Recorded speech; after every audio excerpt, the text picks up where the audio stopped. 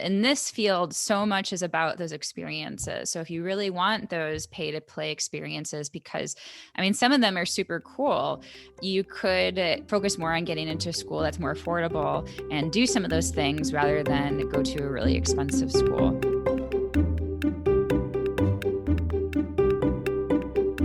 Welcome to the Personal Finance for PhDs podcast, a higher education in personal finance.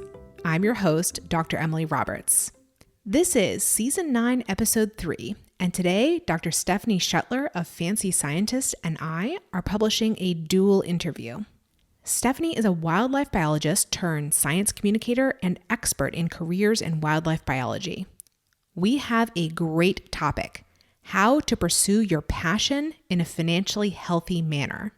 Stephanie gives the financial and career lay of the land for wildlife biology, a popular and competitive field that requires volunteer and pay-to-play experiences prior to being admitted to graduate school.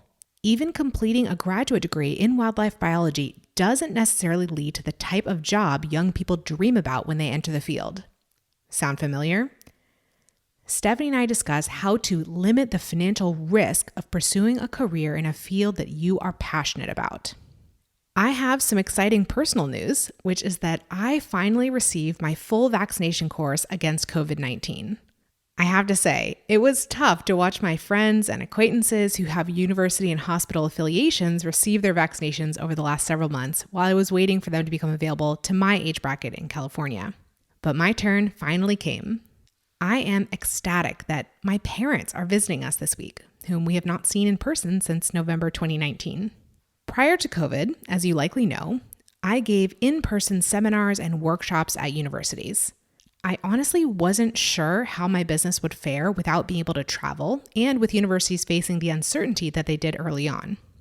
As it turned out, in the 2020-2021 academic year, my speaking services in the virtual format were more in demand than ever, particularly this last spring. I feel really, really fortunate about that. My calendar is now open for engagements in the 2021-2022 academic year. I am, of course, offering virtual events, which I assume will continue to be popular. I'm not sure if professional development events and conferences are switching back to being in person this year to any degree, but if they are, and I am asked to present, I will certainly consider it. I am over the moon about how I have adjusted my offerings for early career PhDs this year, which you can check out at pfforphds.com/speaking. First, I got honest with myself about my most popular seminar, the Graduate Student and Postdoc's Guide to Personal Finance. The guide is my comprehensive overview of multiple personal finance topics. I was trying to cram it into 90 minutes, but it really is a 2-hour seminar with Q&A. It's great for the end of a workday, not so much for a lunch hour. Second, I clarified the topics for my in-depth seminars, which are financial goals, investing, debt repayment, saving, and cash flow management. Each of these seminars comes in a 1-hour lecture and Q&A version or a 2-hour workshop version. The workshop version includes the teaching from the lecture version plus spreadsheet templates, worksheets, and/or small group discussion prompts. These seminars work well as standalone events or part of a series. Third, I took my tax seminars off my slate of offerings. This is honestly a big risk for my business because my annual tax return seminar was second to the guide in popularity and always drew my biggest audiences. The preparation of an annual tax return and calculating estimated tax on fellowships are my audience's most universal financial pain points. However, I am not leaving you in the lurch with respect to tax education and assistance. Stepping back from giving live seminars on this topic actually enables me to scale the delivery of the help. In place of these live seminars, I am licensing access to my pre-recorded workshops on the same topics. I've been offering these workshops for the past several years, and I know that they are even more effective than live events in guiding graduate students and postdocs to their goal of an accurate tax return and up-to-date income tax payments on their fellowships. Please keep these workshops in mind as we draw closer to tax season for 2021. If you would like to book a virtual or in-person event with me, or recommend me to your graduate school, postdoc office, or graduate student association, the best place to go is pfforphds.com/speaking.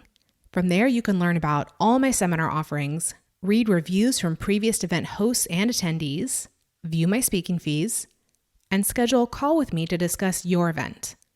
I look forward to partnering with you this year to deliver high-quality, high-impact financial education to the early career PhDs at your university, in your association, or at your conference.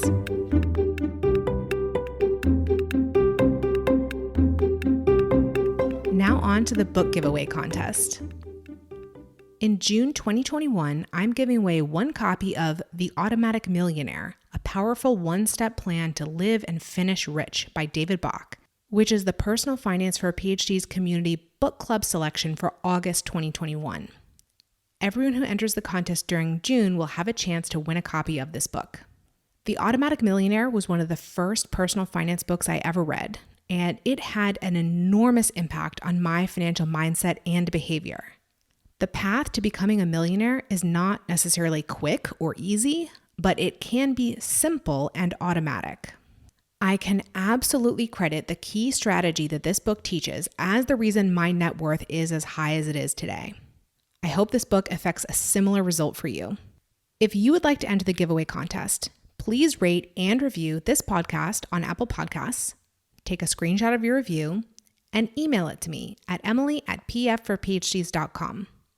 I'll choose a winner at the end of June from all the entries. You can find full instructions at pfforphds.com/podcast.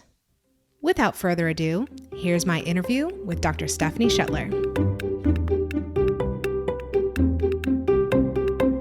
Hi, I am Dr. Stephanie Schuttler, and I am a wildlife biologist, and now I've turned a science communication entrepreneur.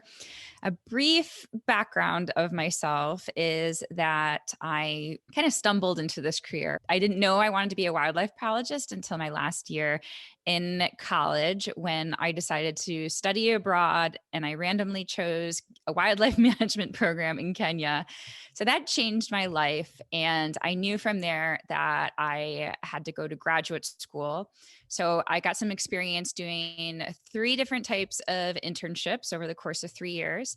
And then I went to graduate school to get my PhD at the University of Missouri, where I spent close to 7 years there, followed by 1 short postdoc and 1 long postdoc, lasting probably about, honestly, 7 years. Yeah. So my short postdoc was at Missouri, and my long postdoc was at the North Carolina Museum of Natural Sciences, where I got to work on a lot of camera trap stuff that I talk about today. Yeah. And now on the last part is I started my own business last year. I've been blogging for the past few years, and I officially made it a business last year, where I spread knowledge about science communication. I educate people. I started kids programs. And then, of course, I help people in their wildlife biology careers. Fantastic. What is the name of your business? A Fancy Scientist. Great. I'm really excited to speak with you, Stephanie, today because our subject is kind of, the finances of pursuing a career in wildlife biology, but it's a little bit more general than that, really, because we're really talking about how to stay sort of financially balanced and healthy while you're pursuing a passion that is not necessarily or immediately lucrative. And in fact, might, you might be paying for, in the form of your education, you might be paying for career experiences. So that's kind of our general topic. So even if those of you, who are coming to the podcast are not in wildlife biology, still stick around because this is going to be generalizable information. Yeah, absolutely. I would even add that our field can be more lucrative in terms of going to graduate school than other fields. Like I've heard about people who are getting their PhDs in English and their TA-ships get paid just so poorly. So a lot of the experience and advice here will definitely transfer over. Yeah, let's talk more about specifically how wildlife biology is positioned because it's a science field, of course, which you might immediately think, oh, you make money in science, of course. But on the other side of it, it's a very competitive field and people follow it because of long-held passions. So let's talk more about that. How do people develop their passion for wildlife biology and pursue that? I I think people develop it usually from a young age. That's what happened for me. I always loved animals and I love nature. And like I said, I didn't discover it until a career as later on. Like when you're young, people always say like, why don't you become a vet if you really like animals? So I didn't know it was a career option. But some people do. But when you track back to like why people want to do it, it usually has to do with those experiences of being outside in nature when you're young. And actually, a lot of wildlife biologists, a lot of them start off like hunting and they just spend a lot of time outdoors. So I think that a big reason why people are so attracted to the field is that they think they will be spending a lot of time outside, and this is definitely true for some careers. It depends on what level of education you have and of course what job you have, but in general the more education you have, the less time you spend outside. It's an inverse relationship. And we get really cool experiences. A lot of us get to travel. Of course, some of us get these really close interactions with animals that regular people can't have, or even just accessing different types of places. Like some of the field sites I've been to would have been difficult to visit as a tourist, and some of the experiences you have. So yeah, I think that's what's really attractive about it. And you're right, it's really interesting because there's so much push for STEM education, and especially getting people of color and girls interested in STEM because our field is not very diversified. And a reason to advocate for STEM careers is often actually like finances, that it's a really financially beneficial career. But again, it totally depends on what you do. And wildlife biology is not very lucrative, and it's just simply because there's not a lot of money in wildlife and conservation work. A lot of our employment is nonprofits, the universities. And I mean, universities, you can definitely get paid well. And any of these jobs you can get paid well. But in general, if you think of like disease research, there's going to be so much more money from the US government to and other sources to invest in like medical research than there is in saving wildlife. So that's really the big difference. But I think most people go into it because they love it so much. And that's what I always said. I knew I wasn't going to make a lot of money, but I loved it so much. So that's why I went into it.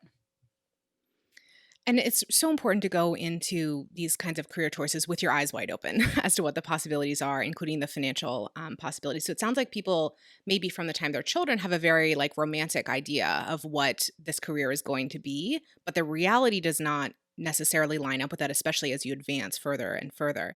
It's interesting though that you said that about like the romantic version, because I have a book, getting a job in wildlife biology and what it's like and what you want to know. And I had a review on there recently. It wasn't a bad review; it was a 4-star review, so it was good. But it was a parent that bought it for her daughter.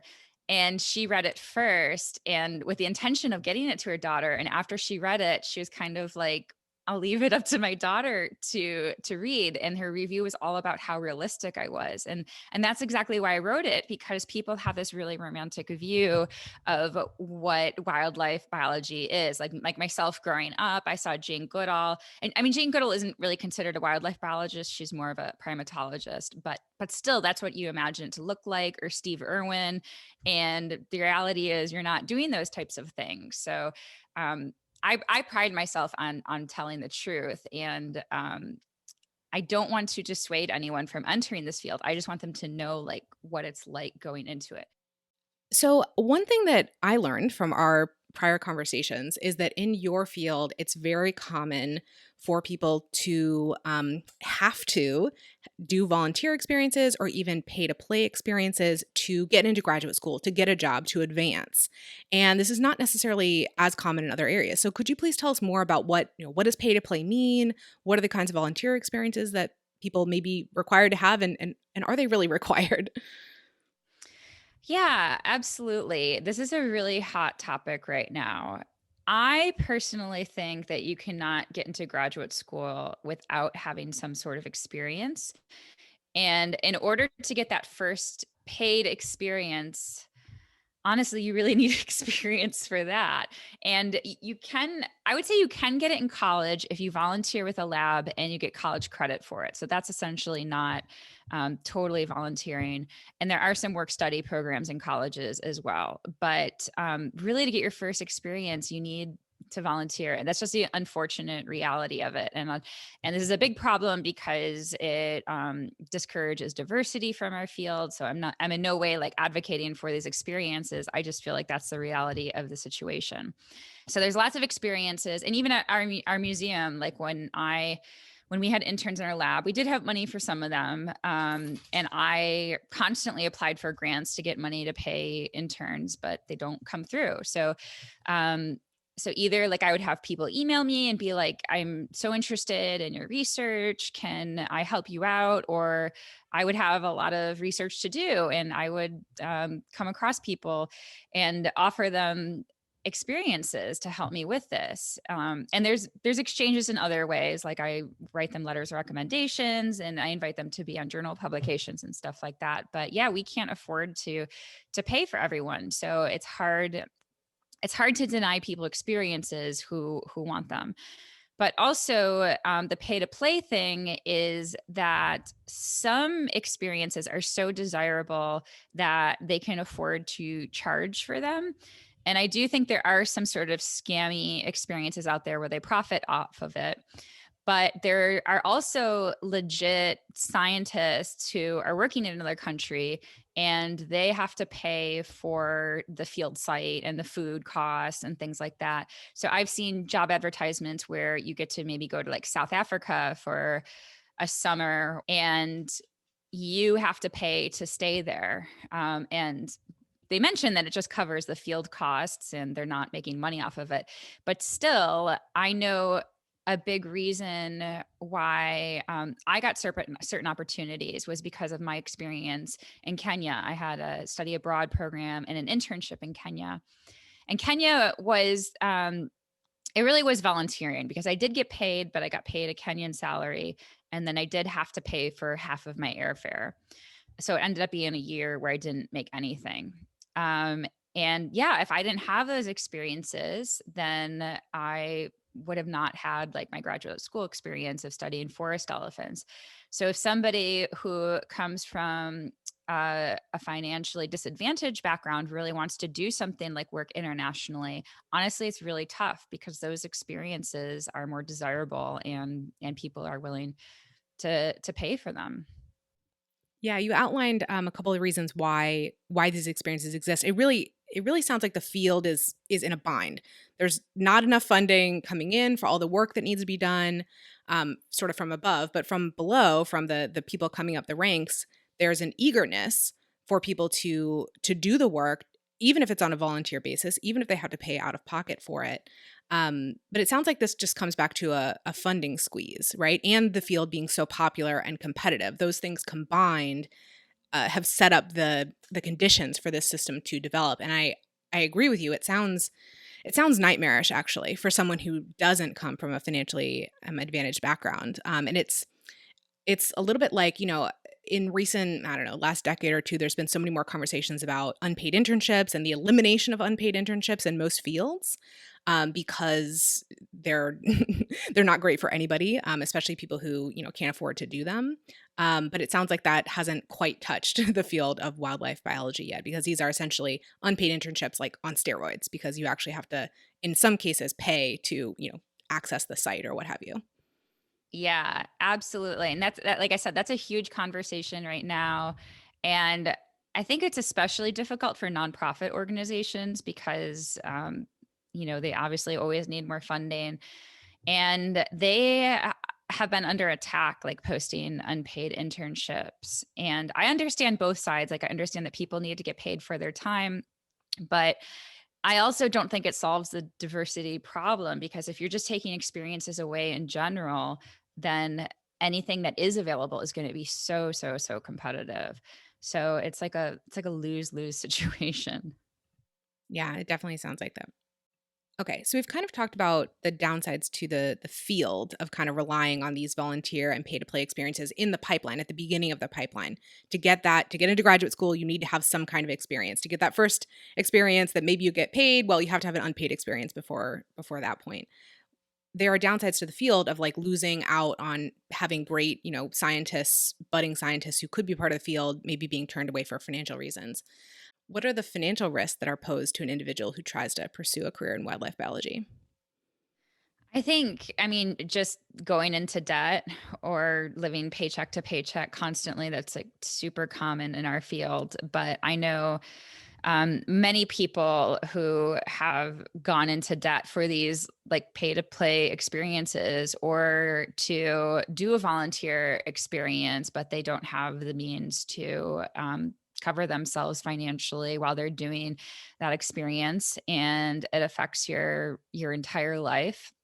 The opportunities, I guess, they kind of go away, but they manifest in different ways. So like once you get your PhD, well, actually after your master's too, like I talked about my friend Rebecca, a lot of times you have these temporary opportunities and it's really difficult to get things lined up financially. And it's a very demanding career. There's always things that you could be doing for your career, especially once you get to like the science route um of doing more research based things. Then you are going to want to be working on your publications and things like that to get you that next job. So you don't necessarily have the time to be able to like take on another job.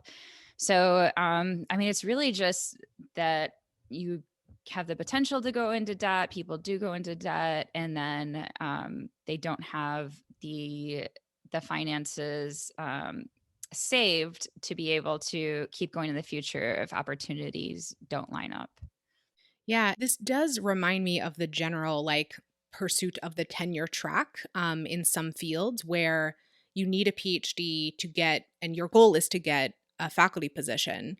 But the employment opportunities, if you don't end up, landing that faculty position, are non existent, very rare, not very lucrative. And so it's like, yeah, if the stars completely align and you get that job that you're going for, it all works out. But for most people, who pursue that, it's not going to work out. And so you have to realize that going in. It doesn't mean you can't like, shoot for the stars and everything, but you need to have some kind of nets and backup plans and safety, because the stats are that a tenure track position is not going to work out for the vast majority of people who pursue one. And so it seems like there's, an analogy here with the field, with the career in wildlife biology. Do you see any additional downsides or risks?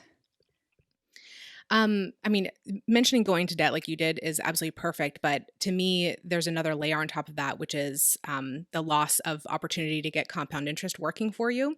So if you go for many years in your 20s and into your 30s, maybe doing temporary work and underpaid work, and maybe you're accumulating some debt, or even if you're not, but you're not doing anything like on the saving and investing front to get ahead with your finances, then that's lost time. That decade or so is lost time. And it's possible to make up for lost time, but you just have to save so much more later. But what if you end up maybe in your 30s in a job that pays, as you mentioned before, $50,000 a year, when you were hoping for something that paid more, was more stable, or something like that? Like that's where you are. And that's what you have to live off of and save off of after that point and still try to make up for that lost time. So I think that people can be financially successful at all different kinds of salary levels. But like we were talking about earlier, you just have to be realistic about what the opportunities are, the salary opportunities are in the field that you're pursuing, and also in your backup plans if that primary plan doesn't work out that well. So yeah, the loss of time to get compound interest working for you is the main one that I see there. And I think that people in our field don't think about that stuff at all. And even, or I know they don't think about that stuff at all. And even like talking about the loss of time with your first starting salary, you really don't have at least a good first starting salary. I had a starting salary in graduate school, but like how most jobs work is you get your first job and that's your starting salary, and then that's like the bar for you to negotiate a higher salary every job that you get. So for myself, when I graduated from my PhD, I was what, 30s, close to 30, and my husband, who's an electrical engineer, he had been in his career for several years already. So not only are we getting paid little when we're starting out, but we're starting out later in age.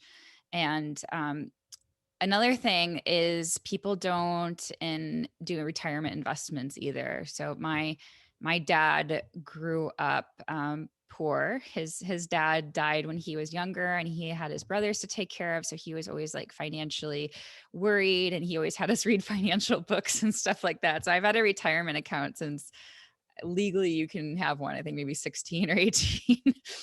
But yeah, like we're not taught that. Like you're right. Like nobody's talking about this stuff. And like my friends would be like, well, I'll get it through my job when I get my first job. But some of my friends didn't get their first jobs until they were close to their 40s, and your retirement compounds. And that's really where the money comes from. So if you are waiting a while to start that, then you're missing out on a lot of that income compounding. Yeah. And I think, again, to generalize, like this is something that I see with graduate students all the time, postdocs all the time, is that there's an optimism about what the future salaries are going to be post PhD, post postdoc. And I certainly have the same optimism for them. But the other thing that happens as you age, generally speaking, is that your life gets more expensive in a variety of ways. Maybe you buy a house, maybe you have a child, maybe you have to take care of aging parents or other family members. So even if you do see a post PhD jump in salary in whatever field that you're in, it might not go as far as you were hoping that it would. And so to me, my attitude is more like, work with what you have now. That is, try as best you can to live a sort of financially balanced lifestyle and do some of that retirement investing or paying off debt or whatever it is that your goal is, while you still have a lower salary, while you're still in graduate school. And yes, like I do hope that higher salary comes, the permanent job comes, and it'll all be much easier later. But just in case it's not, let's get started now so that you have that time, as we were talking about, for your money to compound, or at least your debt to not compound as much. Absolutely. Emily here for a brief interlude. Heads up, fellows, the next quarterly estimated tax payment deadline is Tuesday, June 15th, 2021. This one always catches me by surprise because quarter 2, strangely, is only 2 months long, while quarter 4 is 4 months long. Yet a full quarter's payment is due on June 15th. If you aren't having income tax withheld from your stipend or salary and haven't yet filled out the estimated tax worksheet in Form 1040-ES, now is the time to do so.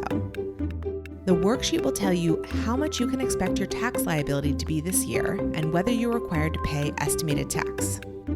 If you need some help with the estimated tax worksheet, please join my workshop, Quarterly Estimated Tax for Fellowship Recipients. It explains every line of the worksheet and answers the common questions that postbacs, grad students, and postdocs have about estimated tax, such as what to do when you switch on or off a fellowship in the middle of a calendar year. Go to pfforphds.com/QE-tax to learn more about and join the workshop. Now back to our interview. Okay, so knowing that this is a financially risky career, what do you think? What's your advice to people who want to pursue it, and like they're absolutely sure they want to do this, and maybe they don't have a financial safety net, or they don't come from a really wealthy background? What can they do? I think the first thing to acknowledge is that you, as an individual, are a whole person, and that you have needs and desires that are perhaps independent of this career in wildlife biology that you want to pursue, or any kind of competitive and perhaps not lucrative kind of career. And what I mean by that is that I would love for you to pursue like your career kind of passion, but just as you're doing that, keep in mind that you still have needs as a person. You have financial needs, you have relational needs, you have spiritual needs, health needs. All these things matter as well. And I think there's a tendency for people, especially when they're younger, in their 20s and so forth, to drive hard at their career goals at the expense of some of these other areas of life. And it will catch up to you eventually. You will reach age 30 or age 40 and realize that you have some deficits or dearths in these other areas because you were trying to sort of suppress your needs and desires in those areas for so long to pursue this career. So I don't think that's healthy, and don't do it. So try your best, right? And so we're going to talk about the finances, but there's all these other areas of life as well. So don't forget that you're a whole human and you're more than just your future career or job in wildlife biology. So that's kind of the first thing to keep in mind. So as we're talking about sort of financial health and financial wholeness as you pursue these careers, I do think you need to create your own safety net and your own financial security and backup plans as you go. And so that may mean that it will take you a little bit longer to get to graduate school, for example, if that's like your next goal. Maybe you might take an extra year instead of taking a 1 or 2 year gap, take a 3 or 4 year gap between finishing undergrad and that graduate degree, for example. And that's to build up more of your own financial security in the meantime. And so one of the things we talked about earlier, these pay-to-play or volunteer experiences, is it possible, for example, for you to plan around that and say, I'm going to have a summer job. Maybe it's not even a job. I'm going to have a summer experience and it's going to cost this much money, or I'm going to be paid this much, but my lifestyle needs are this much. And how can you save in advance for that? And what kind of job can you have when you're not actively engaged with these experiences? How can you pursue a job and a career that will allow you to have the experiences, but still give you some financial stability in the meantime? And one of the things I end up talking a lot about, and that I've learned a lot about from people I've interviewed on my podcast, is regarding money mindset and limiting beliefs. And so a limiting belief that someone in the field of wildlife biology might hear, and they might even get this from your work, again, the realism, is I can only ever have a temporary job and I can't have a job the other 7 or 8 months of the year because that's not in my field, whatever. But maybe there is a way for you to build a job or an income or a career in that part of the year and still have that balance where you want to do, these special experiences in the summer or the spring or what have you, but still be making money in the other part of the year. And honestly, I think one of the most accessible ways is what you and I are now pursuing, which is entrepreneurship. So maybe there's a way to have set up your own stream of income. Maybe you work on it more intensely in one part of the year and less intensely in the other part of the year. And you can create that balance for yourself to still allow you to pursue the experiences in the career that you want to have, but still be making money in the other part of the year or a little bit, while you're having those experiences still. So that's one idea. The other one is about this debt, either going into debt to have experiences, or on the flip side, maybe not paying down student loan debt that you've accumulated in the past. I mean, we've had a student loan debt crisis that's been building and building ahead of steam for a long time, but especially in the last decade. And, in the last decade, I think many people have come to realize, your student loans, your education, especially at the bachelor's level, is not necessarily an investment. It's not automatically an investment. You can't pursue any bachelor's at any price and be sure that that's going to pay off. Same thing for graduate degrees. Your home is not always an investment. There are things that used to feel safe, that used to give you a path to the middle class, that are not there. They're not guaranteed any longer. And so I think you have to be really, in thinking about pay-to-play experiences as an extension of student loan debt. So I'm taking out student loan debt to pursue my education. I'm taking out some kind of personal loan or consumer debt to pursue this experience that I want to have to get into graduate school. You can think about them sort of analogously. And so one rule of thumb that works for student loan debt that maybe you could extend to if you're going into debt for these experiences in wildlife biology is don't take out more debt than 1 year, your first year starting salary. That's like the rule of thumb for an undergraduate degree. And so if you're, going into a little bit of debt or foregoing salary to pursue these, volunteer pay-to-play experiences, can you keep the debt level down to 1 year of your current salary or lower? Is that possible? So yes, pursue these experiences, but make sure you're doing it you're not giving yourself carte blanche, right, to spend and go into as much debt as you might want to. You're sort of putting some checks and balances on yourself along the way to make sure that you're not getting in too far over your head. Yeah, absolutely. And actually, I have a lot of advice for people, but it's something I think that people should do is not worry about the school so much. Like a lot of students are super obsessed with what's the best graduate program or what's the best college to go to. And I honestly think that students should really especially at the college level, focus on getting the school that's going to cost them the least. Because like you mentioned, um, your degree doesn't necessarily pay off if you're going to invest, $120,000 for a college degree, and you can get the same result with one that's going to cost you 10,000. I mean, I actually regretted for a long time my experience because I didn't know what I was doing. I didn't know what I wanted to be. And I even applied poorly to schools. I applied to like only Ivy League schools because that's what I knew. And the only schools I got into were my local state school and other schools that cost like $30,000 a year or a semester. And I was like, okay, I'm just going to start off at my state school because I don't know what I'm doing.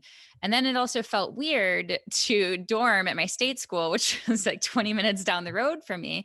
So I stayed with my parents. And I regret not having the college experience, but I also love that I don't have debt and that it was, I mean, I paid, I think, $1,000 a semester for school. So, um, in the long run, it definitely was worth it. And in this field, so much is about those experiences. So if you really want those pay to play experiences, because I mean, some of them are super cool, you could focus more on getting into a school that's more affordable and do some of those things rather than go to a really expensive school. And this is true for graduate school too. And graduate school in science, you do get paid, you get a stipend, but you get paid different amounts according to the different schools and even according to the different programs. So I was actually not in the wildlife biology program at for my PhD or in the department. I was in the biological sciences department, and they had a fellowship. So I was paid a lot more and I didn't have to TA. And that played a huge role in me deciding to do that as opposed to another program where I would have to TA and get paid less.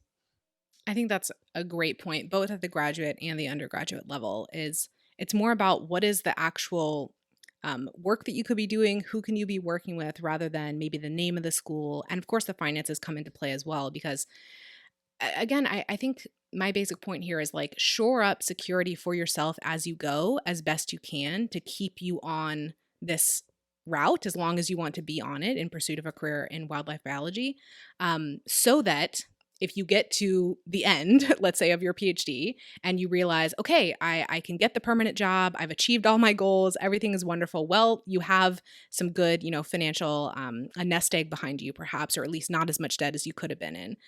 That would be great. But if you get to that point and you say, nope, I'm going to exit this career now, and I'm not going to have the type of job that I thought I would have, I'm going to have some other type of job, at least you won't have the financial regret behind you of, oh my gosh, I pursued this school, that school, they didn't pay me well enough, I spent too much on this experience.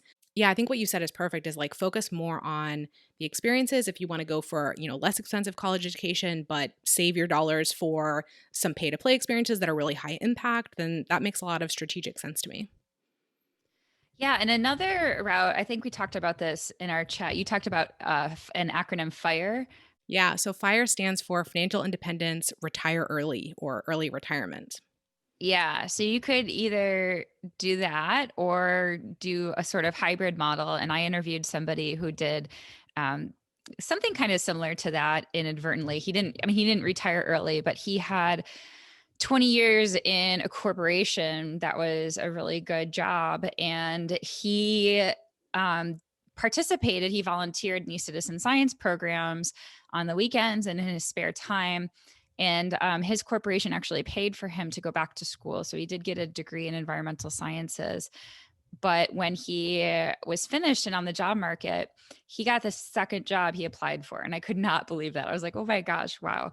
And it was because of those volunteer experiences. He had so much experience that he was like leading groups and organizing events and stuff like that. So that all translated really well. So you could start off in a more lucrative career and volunteer with conservation organizations, with citizen science, and make enough money then where you can take a less lucrative career. Or if you're a real go-getter in today's world, like, I mean, there's really not a financial limit to like what you can do online and with entrepreneurship and stuff like that. Like it is tough to do, but I mean, there's so many like millionaires who are six-figure earners from selling courses online, and in practical stuff too. Like I remember I was listening to this one podcast. This woman, she had a podcast all about goats, and she made six figures just from selling a course on how to raise backyard goats. And she had like different courses too. So it's like, you just don't think like, oh wow, like you can make a lot of money off of information on goats, but you can. So there's a lot of opportunities out there. Yeah, what I think is really interesting about the FIRE movement and combined with like these sort of passion careers, whether it's wildlife biology or whether it's maybe some other thing you want to get a PhD in. So if, the most intense people in the FIRE movement, the goal is to retire in about 10 years. Not retire necessarily, but become financially independent in about 10 years. That would be like a fast goal. So you get out of college when you're 20, by 32, if you were really intense about it and chose the right career, maybe you were an engineer or something like that, you could be retired by that point, or, financially independent, optional to retire at that point. Now, that is a route to free up the entire rest of your life from age 32 to whatever to do anything that you want, as long as your lifestyle expenses don't creep up to the point they exceed your investment's ability to support you. And so that is where you could spend the next 50, 70, 100 years of your career working in wildlife biology in any kind of capacity that you can achieve, knowing that your finances are already taken care of. And that's a very unconventional route, right? But I think it's something that maybe more people should consider if their passion is in a field where it's so difficult and so competitive to get a full-time position. And, I think it also goes back to the realism discussion we were having earlier. Maybe there's something about wildlife biology or whatever field that you're in that you like that romantic version, but you are not so enamored with the reality of having a career in that field version. And maybe becoming financially independent allows you to experience the romantic versions of the career, of the field to a great extent without having to commit to having to earn in the career and doing maybe the work that's not quite as exciting to you. And so I don't know, it's a very interesting idea. I actually did meet someone one time at a financial bloggers conference who had reached financial independence in his early 30s through whatever, he's like a finance guy or something. And he was telling me, oh yeah, I'm considering going back and getting my PhD in a completely unrelated area because I can do whatever I want now, essentially. It doesn't matter if I get a stipend or not, I can support myself. He can pursue anything he likes. And so I've never really discussed this idea with anyone in terms of PhDs before, but I think it's I don't know, it's not the most outlandish thing. Yeah, absolutely. And I mentioned this in the last chapter of my book is like you said, maybe you don't want it as a career too. And maybe that'll actually be more satisfying to you. So I had this talk with this very prominent biologist, and he was talking about his friends, how they were traveling all over the world and showing him all these cool pictures and all these cool places that they've been to. And one of the countries that he said was a country that he does a lot of work in. And I was like, you work there. You're always traveling there. And he's like, yeah, but I'm in conference rooms. I'm in meetings. I'm not going to see this beautiful waterfall or go to the beaches. So again, it might be that romantic version of once you get higher up with your education, you're going to be doing more administrative work, and you're going to be writing scientific papers and writing grants and stuff like that. And to be honest, that's sitting behind a desk writing. So I just want people to really understand what it's like and what they're getting into. And yeah, if you're really driven because you want to travel or have cool experiences with animals, there are citizen science vacations. Earthwatch does this, that you can pay for, that give you those opportunities. You can pay to work with a sea turtle biologist and help him tag turtles or help them tag turtles. And so you can still have these experiences, but you're not the one leading them, which actually might be nice because then you don't have to worry about all the logistics of setting everything up and managing people and things like that. Yeah, I love that idea. And it's just kind of thinking outside the box, right? How can I get to have this lifestyle that I want, does it have to be my career or can it be something I do on the side as you're building a career in another area, or I've retired from my career and so now I can do it afterwards. I think that's a really like exciting idea that you can be in wildlife biology in more ways than just a full-time professional scientist. You're so right too about your life choices changing when you get older. I talk to a lot of young people who are like, I don't need to live in a big house, and or maybe not necessarily you need to live in a big house, but you do want more things as you grow up. Like you want more stability and things like that. You don't want to be moving around all the time. And like even myself, I didn't want to have children, I but yeah, like I want to be stable and I want to stay put and not going from here to there all the time. Yeah, what I often repeat on my podcast is money gives you options. And so really what you're doing when you, for instance, take out a bunch of student loan debt and then go into even more debt for these like pay to play experiences and eventually go into graduate school and you're there for a long time and then all the things that you might have to do to get this final career that you are going for. If all that while you're just accumulating debt and you're not putting money into retirement, you're basically hamstringing yourself into this career has to work out or I am sunk. And instead, if you try to pursue it, but in a more balanced manner in terms of your finances and other areas of life, you can get to that point, maybe when you're done with your PhD and say, okay, I have options. I can still pursue this career that I'm going for. I can get another type of job because you have built up some financial stability along the way. So it gives you options. You don't feel like you're stuck in just the one type of job that you've been going for that whole time, which might not even be available to you. Absolutely. Okay, well, as we're wrapping up the interview, Stephanie, one thing that I ask all of my guests is what is your best financial advice for another early career PhD? I think probably the best is, and this is where I always tell people to start out in this career, is to look at the jobs out there now that they ultimately want. And I have a tool on my website for this. It's called the Job Tracker. And you basically just like write down or you copy and paste like what jobs you like, how much they pay, what your education is.